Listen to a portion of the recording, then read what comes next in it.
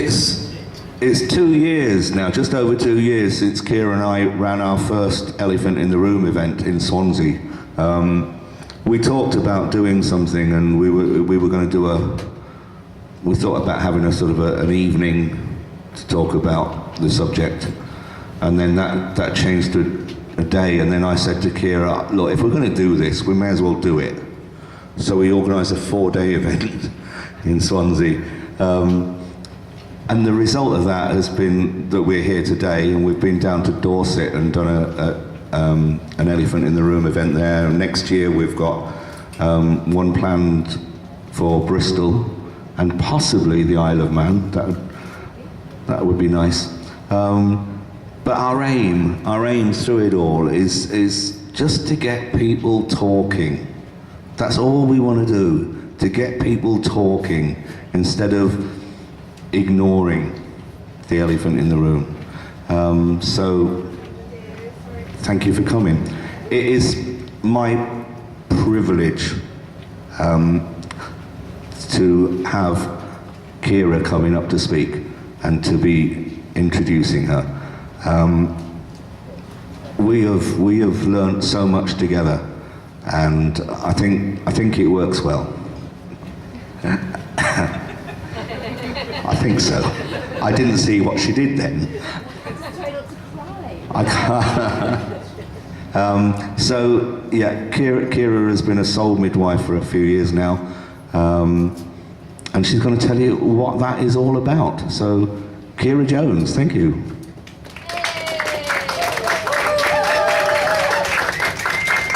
I love how I've got a little fan club. That's cool. How's the volume? Is that okay? Tell me if I kind of wander off, because I might move a little bit. Like that? Yeah. Okay. If anybody's still chilly, there are blankets around and about. And find somebody and make friends, and you can cushion together and be really cosy, like you two. I love it. It's fab. So, I know some of you know what a soul midwife is, because at least 3 of you have been in my talk before. But has anybody not heard of a soul midwife, that terminology? Okay. There's a few, not too many actually, not too high a percentage. The way I describe it in a nutshell is, if you imagine a woman when she's pregnant who has a midwife, who is somebody who will present the different options, different choices that she has, will talk about the way it might be, will kind of deal with any fears or anxieties that woman has about childbirth, and will maybe put together some kind of a birth plan. Well, a soul midwife does that for the end of life. So it's talking about, what you might be worried about, what you might experience, things that you want to put into place. And it's just one term for a role that is ancient. It's nothing new. It's a new phrase of explaining it, but it isn't anything new. It's something that actually we probably all knew once upon a time. With the rise of the NHS, with all the fantastic things that it has brought us, there are a couple of things that it has changed quite significantly, and those are birth and death. And they became quite clinicalised. And so what was usually part of a community experience moved more or less into the hospitals, and things are changing. They're coming out of the hospitals now, more and more home births, and more people having the opportunity to die at home as well. And there are lots of parallels between birth and death. It kind of pops up all the time. It's just a different doorway. That's how I see it. And I know a lot of people who work in supporting people to give birth, and also supporting people to leave this world as well through the other exit. So my role as a soul midwife is maybe writing a death plan with somebody. I've done that with a few different people. And there was a woman who, when I first qualified as a soul midwife, we happened to meet each other. A mutual friend had a big party because she was going to India for a few months, and she had a few kind of icebreaker exercises during this party, and we were paired up. And we had to share something that we were pleased or excited about that had happened that week. And she shared that she just had the birth of her first grandson, who had a really unusual name, which I can't now remember, but it was just something that really stayed with me. And for me, I just qualified as a soul midwife. And 2 years later, I had a phone call from this woman, and she was incredibly upset and tearful on the phone. And she said, I don't know if you remember me, but... And I said, yes, of course, because her grandson's name had been so unusual. I wish I could remember it now. But anyway, that had stayed with me then. And she said, when you told me about becoming a soul midwife, I kept your card because I thought... I just had a diagnosis, and I thought I might need you one day. So she'd hung on to my business card, and 2 years later she phoned me. And her main anxiety was, I think, the fear of the unknown. And I think for a lot of people that is the biggest thing about death and dying, is that it is unknown. And so the first thing we did, I went and we spent a couple of hours, and together we wrote down a death plan. So I've got a template for it, which if anybody's interested, I can forward you. And it just kind of gets you thinking about the different things. So it's where would you like to be when you die? Who would you like to be there with you? Or, maybe more significantly, who would you like not to be there with you? Sometimes that's a bigger thing. So for her, she wanted to be at home. She was very clear on that. She wanted kind of minimal medication. If she could avoid any drugs, then great. But in the same way that you write a death plan, you write a birth plan knowing that you might change your mind over things, or circumstances might change, you have that same approach to a death plan. So you've got kind of your starting point, but along that route you may deviate from that path. She wanted people who were quiet and gentle. She didn't want anyone coming in, and I've seen this happen, where people are perhaps dying in their bed, and it's a very peaceful environment, and I've watched people come in, morning, and that's not what she wanted. So she was very clear about that, very not specific people, just kind of the attitude of those people coming in. Anyway, so we went through this whole death plan about what was really important to her. And by the end of those 2 hours, and with a reflexology session, she was like a different woman. Her whole attitude to death and dying had changed because she'd had the opportunity to regain some control, just by putting into place her wishes. So that's an element of the role of a soul midwife. But it's actually very diverse and quite difficult to define. For me, a lot of my soul midwifery clients are people who've perhaps come for complementary therapies. So I work as a nurse as well. I'm one of the nurses in the hospice here, and feel incredibly privileged to be able to do that role. So I've referred some of my soul midwifery clients to the hospice. There's lots of overlap there, and it's about being a part of the team. The role of a soul midwife is not in isolation. It's working with palliative care nurses and GPs, consultants, district nurses, everybody and anybody who might be involved in somebody's care. If anybody has any questions at any point, please feel free to just kind of jump in or wave at me, and if anything I'm saying isn't clear, just let me know. And then it'll give me a chance to drink as well. So, just this week, actually, we came up on Thursday night to kind of do the last setting up for this weekend. And I had a phone call from somebody, and I don't actually know how she got hold of my number, but she'd heard of me through somebody else. And she's a Buddhist, and I don't actually know if she's had any kind of diagnosis of a life-limiting condition, or if she's just thinking about her death.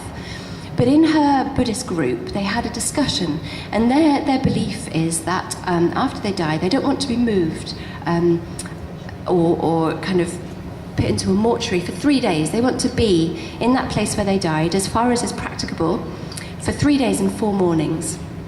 And she phoned me because she'd heard about my role as a soul midwife. And they were a bit concerned within their group, because they all want this for when they die, but they didn't even know how to begin, how you would even go about. So say if somebody died at home and wanted to be there for 3 days and 4 mornings, 3 nights and 4 mornings, how you even make that happen.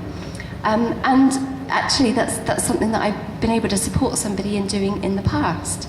And so we could talk about the practicalities of that. Yes, okay.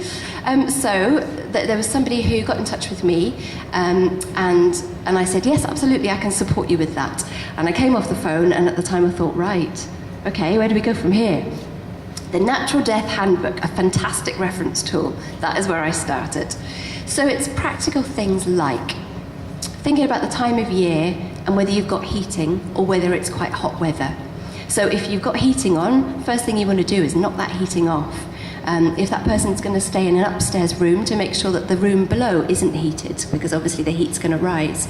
It's about having doors and windows wide open, but some mesh over the windows so that flies don't come in.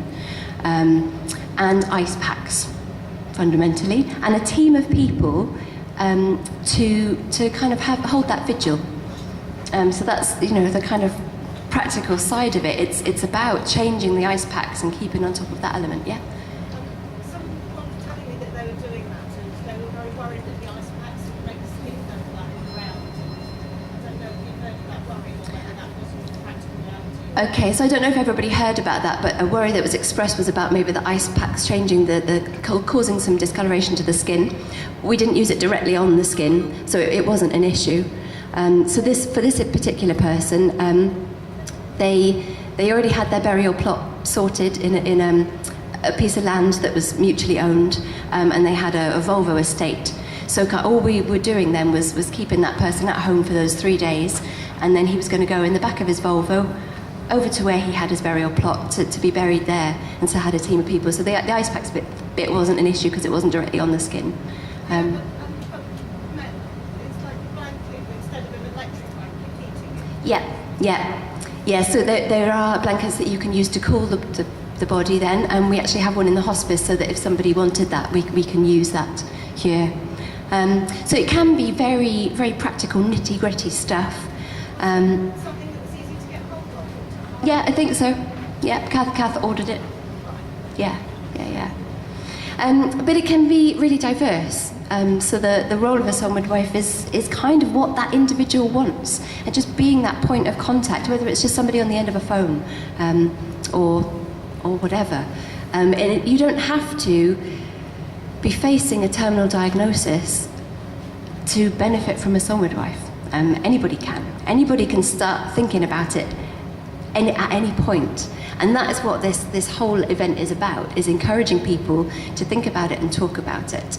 And I'm the youngest of 4 children, and my mum and dad are in the audience, and I'm sure they won't mind me saying that one time they came to stay, and I did check in with them first that this was all right. I didn't just spring this upon them.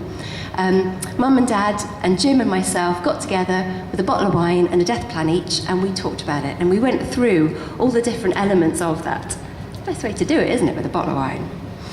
And we talked about kind of the practical stuff. So things like, do you want to donate any organs? And then things like, where do you want to be when you die?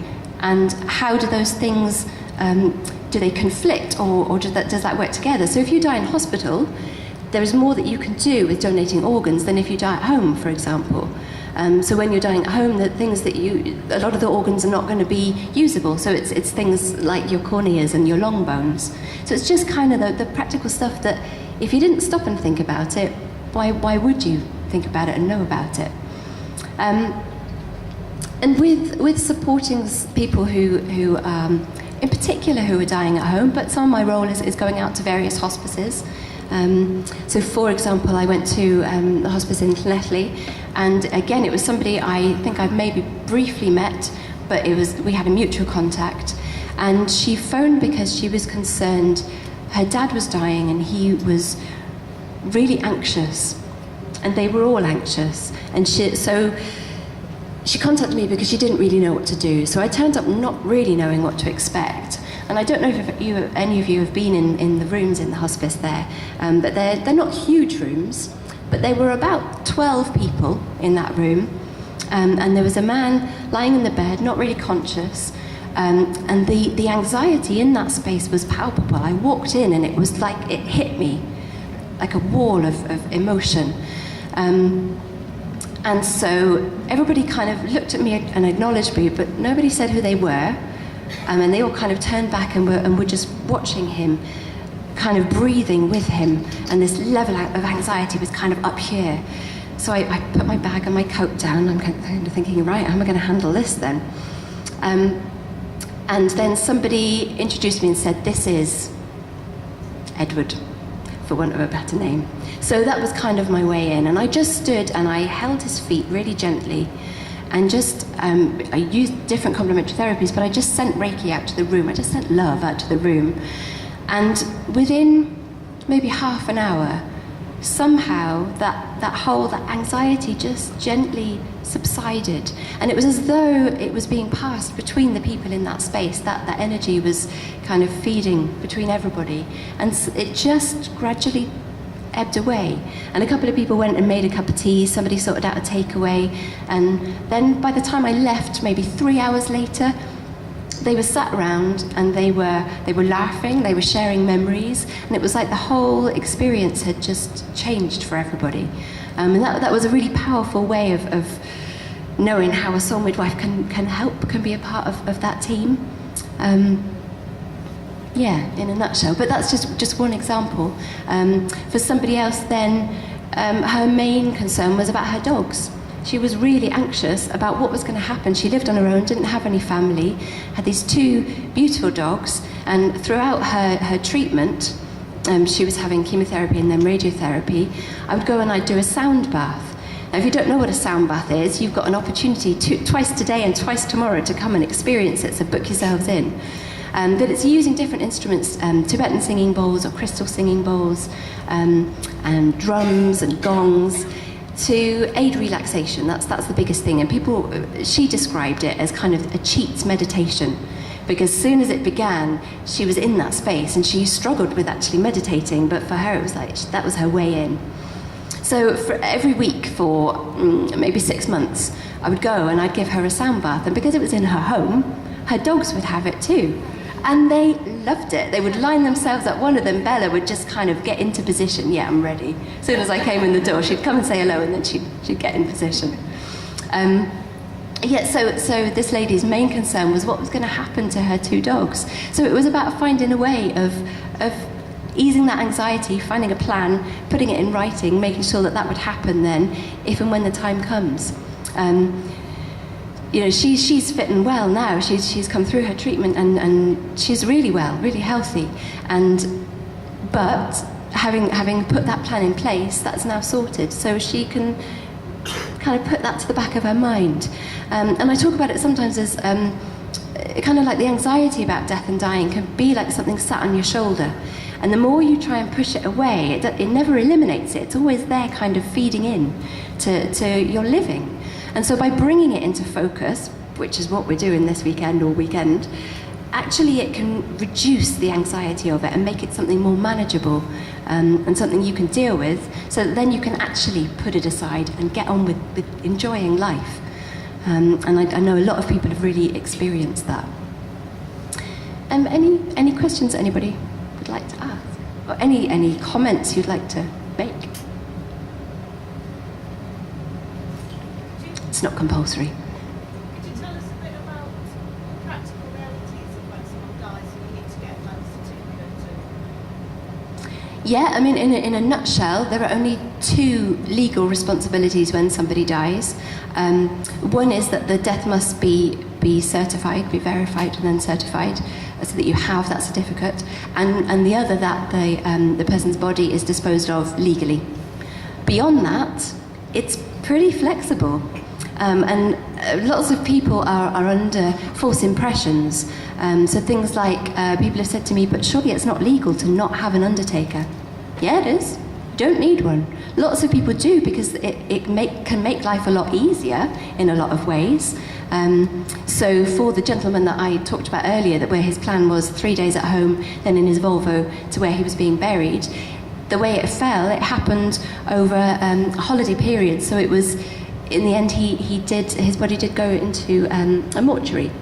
So we did use an undertaker, a funeral director in that way, that we could access that. But it isn't essential.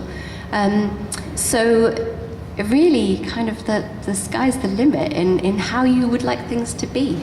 Obviously, there are practical considerations. So the more people you can get on board, the better. For the man that I was saying about 3 days at home, if it had just been his wife, I don't think she would have physically managed in caring for his body after he died. But actually there was a team, they had a lot of people, and me as well, who could make that happen, make that a reality.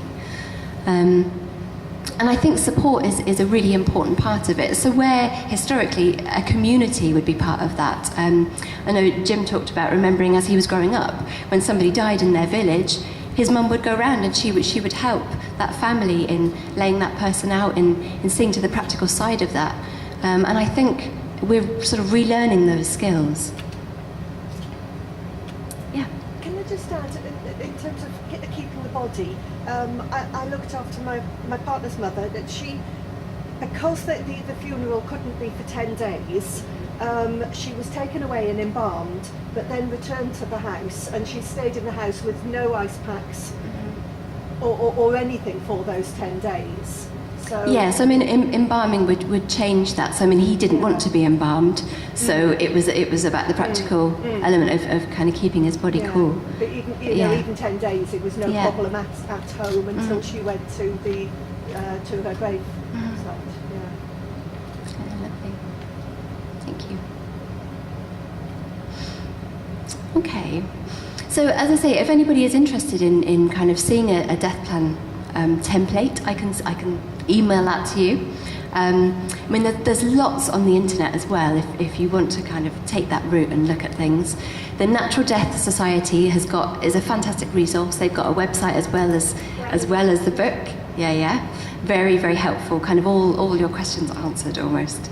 There are also some other helpful books. So I didn't even tell you anything about me, did I? Should I tell you just a little bit? So I did my soul midwifery training, I think it's 4 years ago now, something along those lines. And for me, it was kind of a consolidation of my knowledge as a nurse, and then my knowledge and skills as a complementary therapist, and it sort of brings it all together. But it's just one name, as I say. So there are other. The training with the soul midwifery is. You do an introductory day, and then you do the part 1, I think, is 4 days, and the part 2 is 3 days. But within the 2, there is an understanding that you will do case studies, which may sound a bit of a weird concept, but it's just kind of having support then before you go out there on your own, of having support with somebody else who knows what they're doing, and kind of going through the process then of supporting families. But there's also death doula training. Very similar thing. There's end-of-life companionship, there's death midwifery, and it's all just different names for the same kind of practical skills then in supporting people at the end of life. And the route that people take beyond that depends on that individual person. So somebody who we did the previous 2 Elephant in the Room events with is a lady called Antonia Rolls, and she calls herself an artist extraordinaire, which I think is a fantastic title. And she is a soul midwife, and she did her training. I think she did it when her first husband Steve was dying, and she wanted some practical skills. And a lot of people do that. They want a bit of training so that they can help their loved one, and it's specifically for that reason that they do it. And she's an artist, as I said, and so her way of dealing with the emotion of her husband dying was by painting him. So she painted him through the whole of his journey. Right up until the point that he died and after he died. And then she thought, I'm going to show these paintings to the world. And it's grown, and so now she's been asked by other people to paint them, or to paint their loved one after they've died. And it's a really, really powerful exhibition. I know a lot of people are a bit like, ooh, okay, that's a bit weird. But it isn't. And when you meet Antonia, you realise it's just very natural for her to kind of deal with it in that way. Can't remember what my point was with Antonia. Oh yeah, so her soul midwifery she uses with her painting. So in engaging with that person and helping them to reach an understanding of their situation right there and then through the art. So it's just another example of how the soul midwifery can be used. And the training that I did was with a lady called Felicity Warner. And if anybody hasn't yet bought a program, there's a great article in there by Felicity, and they're only a couple of quid. donations or to Skanda Vale Hospice. But Felicity's written a couple of books. One of them is the Soul Midwife's Handbook, which again is a very helpful, practical guide on supporting somebody at the end of life. So that's, for me, that's just like holiday reading, but yeah, it's actually a really good reference tool. And talking about kind of the different stages of death and dying in there too. She's also written a really interesting book called, I can't remember the beginning. Do you remember the title, Kath? It's A Safe Journey Home. Is that the whole title? A Safe Journey Home.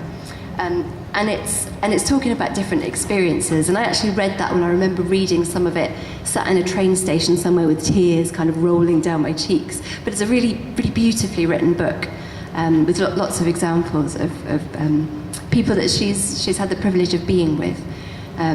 Hopefully this time next year I'll have one to plug as well. That'd be great. I'm 20,000 words in, I'll let you know.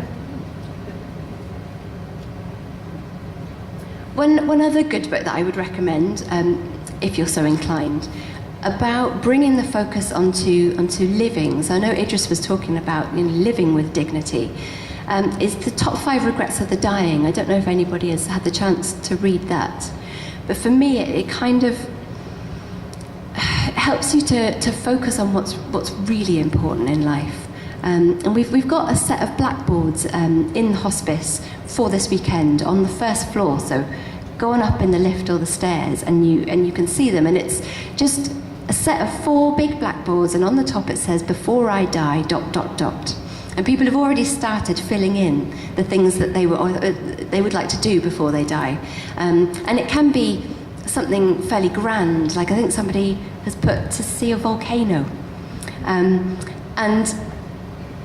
Sorry, Mum and Dad, I'm gonna mention you two again. When we did the first elephant in the room, Skanda Vale came and brought those boards, and so my mum wrote, "Before I die, I would like to visit Venice," which it's a beautiful romantic city, lots of happy memories to be created there. And my dad put, "I'd like to sort out the filing cabinet." Now that is something really important and practical, but it just shows how individual we all are about what is important to do to get that sorted, because I'm sure for Dad, by doing that would be like one less thing to have to think about. And sometimes it can be about sorting stuff out like that. I've known people who've known they were dying, and so they started putting stickers on different things in the house about who they would like this item to go to. Because for them, that would just make things a bit easier for my family after I've gone.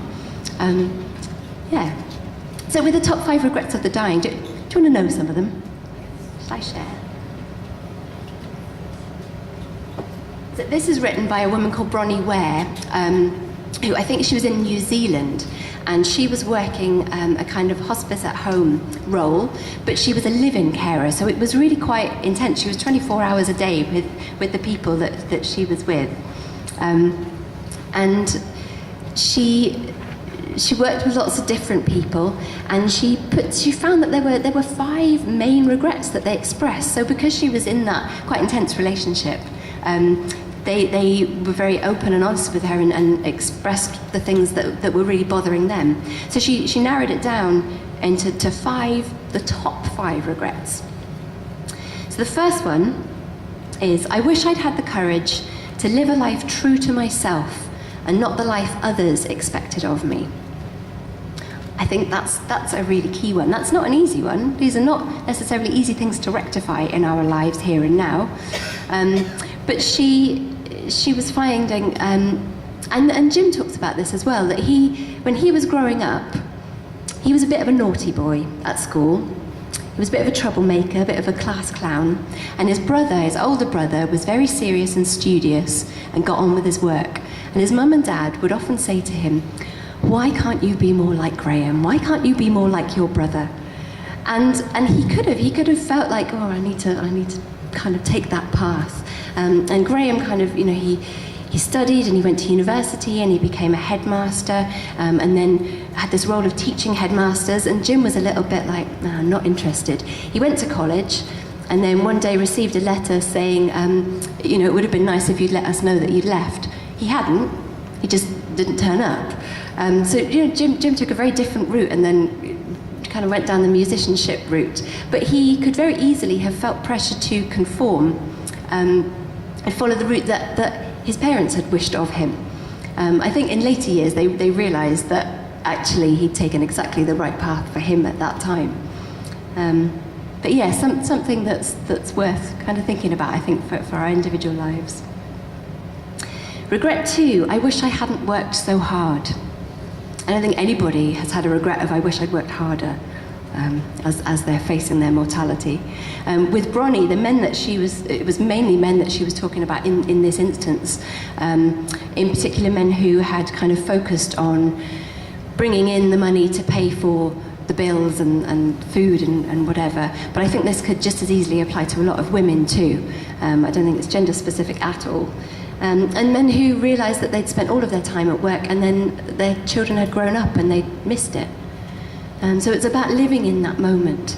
And I've talked about this book a few times with different people, and people say, oh yeah, but it's not so easy, you've got to pay a mortgage. But we all have choices along the way. And so I've known people who've thought, right, okay, I want to spend time with my kids. I can't do that doing this particular job I'm doing, which means I probably won't be able to pay the mortgage. So they've sold the house and moved into a caravan or a big camper van with all the kids. Now that's not a choice that is going to be right for everybody, but I just make the point that we all have choices. There are always options. Not always easy, but there are always options. How are we for time? Okay. Regret 3, I wish I'd had the courage to express my feelings. That's not an easy one either, is it? And it's not always the nice feelings. It's not always the I love yous. Sometimes it's about expressing, actually, I feel really hurt by what you said. But it's about getting that out there and having that honest discussion and not kind of leaving it festering. One thing that I started doing after reading this book, and I really need to finish that, I have 8 nephews and nieces. That's right, isn't it? Yeah, 8, counting them all up. And I don't get to see very many of them very much. And so I'm writing to them. I'm writing to them all because I don't want to die without them knowing how I feel about them. So I started writing. I started telling people, if there are people in my life that I love, I tell them. Because it's really, really important. And what really changed that for me was that there was a beautiful man that I knew, Fran, and he died, and actually his wife was instrumental in the second elephant in the room because she kind of wanted that to be Fran's legacy. But after he died, I wished I told him that I loved him. So I do it now. I just think that's really important. Regret 4 then, I wish I'd stayed in touch with my friends. Now, with the people that Bronnie was talking about, this was mainly women who maybe had put their focus on bringing up children and kind of running the house, that side of it. I think this could be relevant for many, many different people. I'm just talking about specifically who Bronnie was talking about. And then their kids had grown up and moved out, and for a lot of them, maybe their husbands had died, and they suddenly thought, oh, who am I? What's my identity? Where am I in life? I have suddenly realised that they were quite isolated and alone. So just that importance of maintaining those friendships and spending time, making time to spend with the people that we love. And then finally, I wish I'd let myself be happier. I think that's a very important one. So I hope that's kind of given a flavour about what the role of a soul midwife is. And obviously there's lots of overlap with other roles, so palliative care, nursing roles, with complementary therapy roles, district nursing roles. But it's about being a part of that supporting team. And if anybody has any further questions, please fire them at me now. We've got about 10 minutes. Or come and see me afterwards. I'm here all weekend. And if anybody would like me to send a death plan template or want to talk to me about specifics, then just come and find me, or I can email that out to you. So any questions that anybody would like to ask?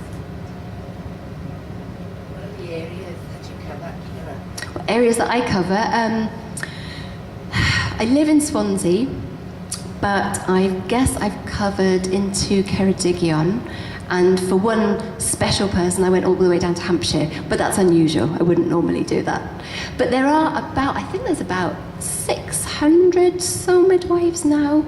That's just soul midwives, and then there are death midwives, and then there are death doulas across the UK. So there are lots of people that you can tap into. There's at least one more in this room, 2 more, quite possibly. We are a resource, and if you got in touch with me about somebody who was in another area of the country, we have a forum so we can link you up with people as well. I mean, that's good to know too. But we're all different. Anybody else? Okay, lovely. Thank you for listening. I hope it's been of some use anyway. And I hope you enjoy the rest of this weekend. We've got a load of fantastic talks happening. Coming up next is lunch, very importantly. Thank you for listening.